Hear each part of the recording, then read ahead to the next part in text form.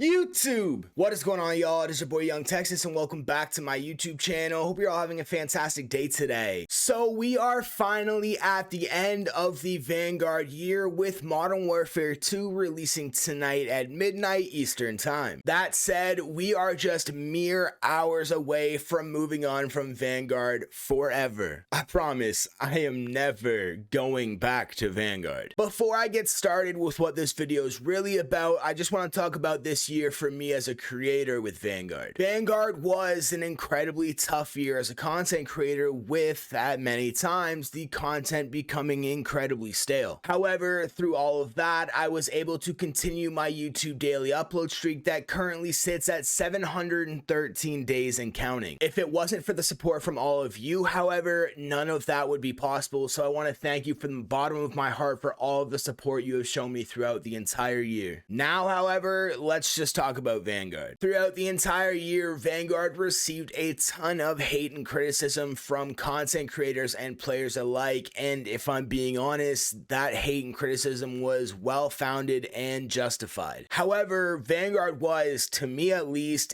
an incredibly enjoyable Call of Duty game, and I definitely loved playing it. I played Vanguard on most days of the Vanguard year. I didn't take that much time off, and I have to say I enjoyed Vanguard every time I logged on. That being said, however, I'm not oblivious to the issues that surround Vanguard and the issues that turned a lot of people off from playing this Call of Duty altogether. As a content creator, it was incredibly frustrating how stale the content got and how there was a true lack of content at many times. Yes, throughout the year we got new weapons, new maps, and more. However, the hype surrounding these things died just about as quickly as it was born. The weapon balancing started out pretty rough, but a few months in, it seemed to settle into a really nice groove that it carried throughout the remainder of the year. Now, of course, there were still meta weapons like the MP40 or my personal favorite, the Cooper Carbine, but that's to be expected. There's always going to be meta weapons, but the developers seem to really take a good focus on weapon tuning throughout the entire year, and it seemed to hit its mark most of the time when it needed to. Overall, I think Vanguard did weapons pretty well. I don't have too many complaints on that front, so let's move on from weapons. Vanguard also had a pretty decent map pool, with plenty of the maps, including my personal favorites, Eagle's Nest and Bow Cage, being some of the most phenomenal maps we have seen in Call of Duty in a while, and of course that's just in my personal opinion. However, there were some maps that were simply just awful. Oasis, I'm looking at you. The maps played pretty well for the most part. However, as to be expected, there are going to be rats no matter where you go. Overall though, the maps were pretty good, and I never really loaded into many maps other than, like I said, Oasis, where I was like, yeah, I really hate this map, but like I said, overall, pretty good as far as maps went. As far as streaks, perks, and equipment goes, I'm not going to talk too much on that, but I didn't really hear too many complaints about that throughout the year, and I didn't have really many complaints about it throughout the year either, so I'm gonna leave it at that. Now, it seems as though my review for Vanguard is pretty overwhelmingly positive, and I suppose it is, but as I said earlier, I'm not oblivious to the many issues surrounding Vanguard. As I have made clear, the content that was released throughout the Vanguard year was pretty dang good, but my main issue with Vanguard is that this content that was pretty good, there wasn't enough of it. I'm not really going to talk about zombies too much either, because I never really played it too much. Some would say I never really gave it a fair shake.